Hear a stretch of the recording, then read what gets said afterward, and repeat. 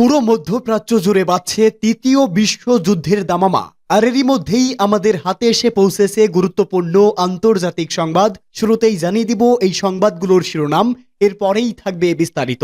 আরব নিরাপত্তা দখলদার সরকারকে গণহত্যা চালাতে উৎসাহিত করছে ইসরায়েলি বর্বরতার পর হামাসের বিবৃতি। পরেই জানিয়ে দিব এক মহা সুখবর, 4 মিনিটে ইসরায়েলে 70টি রকেট হামলা হিজবুল্লাহর। এদিকে ইরানে আগ্রাসন চালালে প্রতিশোধ নিতে ইসরায়েলি সব লক্ষ্যবস্তু চিহ্নিত করা আছে আব্বাস আরাকচির হুঁশিয়ারি। জানাবো ফিলিস্তিনের স্বাধীনতা সংগ্রামে পূর্ণ সমর্থন অব্যাহতের প্রতিশ্রুতি এরদোয়ানের। এবং সর্বশেষ জানিয়ে দিব যুক্তরাষ্ট্রের সহায়তায় গাজা ভূখণ্ডের দখল চায় ইসরায়েল। এতক্ষণ শুনছিলেন সংবাদ শিরোনাম, এবারে বিস্তারিত। তবে তার আগে প্রতিদিনের আপডেট আন্তর্জাতিক সংবাদ সবার আগে পেতে ভিডিওটিতে একটি লাইক দিয়ে চ্যানেলটি সাবস্ক্রাইব করে দেওয়ার অনুরোধ রইল। আরব নিরাপত্তা দখলদার সরকারকে গণহত্যা চালাতে উৎসাহিত করছে ইসরায়েলি বর্বরতার পর হামাসের বিবৃতি। ফিলিস্তিনের ইসলামী প্রতিরোধ আন্দোলন হামাস বলেছে, আরব দেশগুলো ও আন্তর্জাতিক সম্প্রদায়ের নিরাপত্তা ইহুদিবাদী ইসরায়েলকে ফিলিস্তিনের বিরুদ্ধে যুদ্ধ অপরাধ এবং গণহত্যা চালিয়ে যেতে উৎসাহিত করছে। উত্তর গাজার বাসিন্দাদের বাস্তুচ্যুত করার জন্য ইসরায়েলের আগ্রাসন যখন দিন দিন বাড়ছে, তখন হামাস এই মন্তব্য করল। আজ এক বিবৃতিতে ফিলিস্তিনের প্রতিরোধকামী সংগঠন বলেছে, আরব ও ইসলামী দেশগুলো জাতিসংঘ এবং অন্যান্য আন্তর্জাতিক সংস্থাগুলোতে নব্য নাৎসিবাদীদের নেতৃত্বে সংগঠিত গণহত্যা বন্ধের জন্য ব্যবস্থা নিতে হবে। হামাস ওই বিবৃতিতে বলেছে, সময়ের সাথে পাল্লা দিয়ে অপরাধী ইহুদিবাদী শত্রু ফিলিস্তিনি জনগণের বিরুদ্ধে গণহত্যা এবং নৃশংসতা সংগঠিত করছে। আরব নীরবতা এবং আন্তর্জাতিক নৃপশকতা ওই ফ্যাসিবাদী অপরাধী শত্রুকে গাজা উপত্যকার উত্তরাঞ্চলে বাসিন্দাদের খালি করার প্রচেষ্টা আরও অপরাধ ও গণহত্যা চালাতে উৎসাহিত করছে। উত্তর গাজার বেইত লাহিয়ার ঘনবসতিপূর্ণ আবাসিক এলাকাকে লক্ষ্য করে ভয়ঙ্কর গণহত্যার পর হামাস এই বিবৃতি প্রকাশ করল। ওই এলাকায় বিপুল সংখ্যক বাস্তুচ্যুত বেসামরিক মানুষ আশ্রয় নিয়েছে। প্রাথমিক প্রতিবেদন অনুসারে গতরাতে ওই হামলায় অন্তত 73 ফিলিস্তিনি হতাহত হয়েছে। 4 মিনিটে ইসরায়েলে 70টি রকেট হামলা হিজবুল্লাহর। মাত্র 4 মিনিটের ব্যবধানে ইসরায়েলে 70টি রকেট হামলা চালিয়েছে লেবানন ভিত্তিক সশস্ত্র গোষ্ঠী হিজবুল্লাহ। আতঙ্কে সাইরেন বেজে উঠে ইসরায়েলি শহরে। খবর বিবিসির সামাজিক যোগাযোগ মাধ্যম এক্সে দেওয়া এক পোস্টে ইসরায়েল জানায়, সকালের দিকে মধ্য ওয়েস্টার্ন গ্যালি ও আপার গ্যালিলির মধ্যে সতর্ক সাইরেন বেজে ওঠে। 70টি রকেট লেবানন থেকে নিক্ষেপ করা হয়েছে বলে জানিয়েছে ইসরায়েলি সামরিক বাহিনী।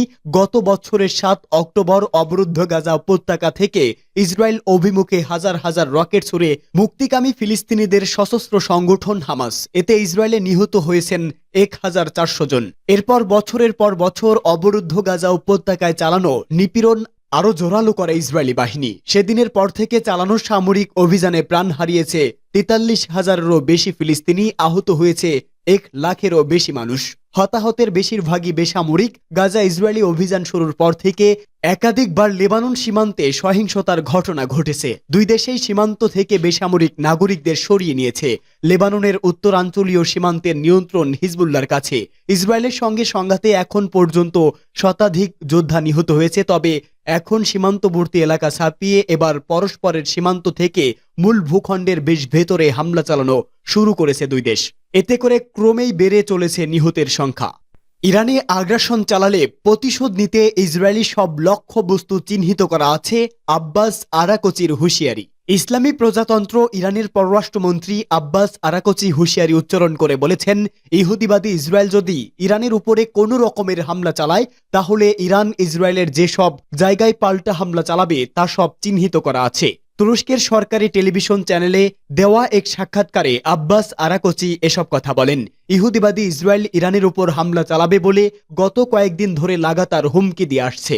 তিনি সুস্পষ্ট করে বলেন, ইরানের উপর কোনো ধরনের হামলা মানেই সমস্ত রেড লাইন অতিক্রম করা। আমরা কোনো মতেই বিনা জবাবে ইসরায়েলকে ছেড়ে দেব না। ইরানের পরমাণু স্থাপনা অথবা যে কোনো ধরনের স্থানে হামলা হলে তার প্রয়োজনীয় জবাব দেবে ইরান। আব্বাস আরাকচি আরো বলেন, আমরা ইসরায়েলের সমস্ত লক্ষ্যবস্তু চিহ্নিত করেছি এবং একই ধরনের হামলা তাদের উপরেও চালানো হবে। গত 1 অক্টোবর ইরান ইসরায়েলের সামরিক ও বিমান ঘাঁটি এবং গোয়েন্দা সংস্থার সদর দপ্তরে যে হামলা চালিয়েছে সে কথা উল্লেখ করেন আরাকচি।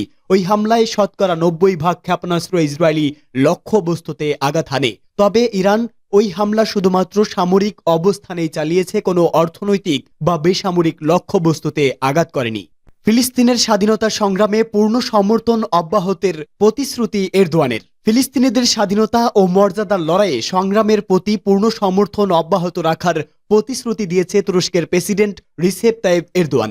দখলদার ইসরায়েল বাহিনীর অধিকৃত অঞ্চল ও গাজা উপত্যকায় ক্রমাগত আক্রমণের পর ফের ফিলিস্তিনের প্রতি নিজেদের দৃঢ় সমর্থন পুনর্ব্যক্ত করেছেন তিনি। সম্প্রতি ইস্তাম্বুলে অনুষ্ঠিত এক বৈঠকে ফিলিস্তিনি ইস্যুতে স্থানীয় কর্মকর্তাদের এরদোয়ান বলেন, অত্যাচারীদের শত্রু এবং নিপীড়কদের রক্ষক হিসাবে তুরস্ক ফিলিস্তিনের গণহত্যার বিরুদ্ধে স্বাধীনতা এবং মর্যাদার লড়াইয়ে পাশে আছে। এ সময় ইসরায়েলের প্রধানমন্ত্রীকে উল্লেখ করে এরদোয়ান বলেন, যুক্তরাষ্ট্র, ইউরোপ এবং জাতিসংঘের নিরাপত্তা পরিষদ নেতানিয়াহুর নামে পরিচিত একজন নির্মম খনির হাতে নিছক খেলনায় পরিণত হয়েছে। 20,000 শিশু মারা গেছে, অথচ এটা লজ্জাজনক বলার জন্য কেউ এগিয়ে আসেনি। হাজার হাজার নারী মারা গেছে, অথচ নারী অধিকার সংগঠনগুলো একটিও শব্দ উচ্চারণ করেনি। তিনি আরো বলেন, 175 জন সাংবাদিক মারা গেছে, অথচ আন্তর্জাতিক মিডিয়া মোটেই পাত্তা দিচ্ছে না। 50,000 নিরপরাধের গণহত্যার দায় নিঃসন্দেহে ইসরায়েলের অনাচারী দখলদার বাহিনীর উপর বর্তায়। যারা ইসরায়েলি সরকারকে নিঃশর্ত সমর্থন দেয় এবং অস্ত্র ও গোলা বারুদ পাঠায়, তারাও এই গণহত্যায় প্রকাশ্যে জড়িত। এরপর এরদোয়ান ফিলিস্তিনের পক্ষে লড়াই করা নেতা ও সদস্যদের প্রতি শ্রদ্ধা প্রকাশ করেন। তারা কেবল তাদের সংগ্রামের মধ্যেই নয়, তাদের শাহাদাতের মাধ্যমেও কিংবদন্তি হয়ে উঠেছেন। হামাস নেতা ইয়াহিয়া সিনওয়ারের এবং সব শহীদদের প্রতি সৃষ্টিকর্তার করুণা কামনা করেন তিনি। যুক্তরাষ্ট্রের সহায়তায় গাজা ভূখণ্ডের দখল চায় ইসরায়েল। গাজা ভূখণ্ডকে জনশূন্য করে দখলের পরিকল্পনা নিয়ে সামরিক অভিযান চালাচ্ছে ইসরায়েল। সেখানে যুক্তরাষ্ট্রের সহযোগিতা প্রধান ভূমিকা পালন করছে বলে মনে করছে বিশ্লেষকরা।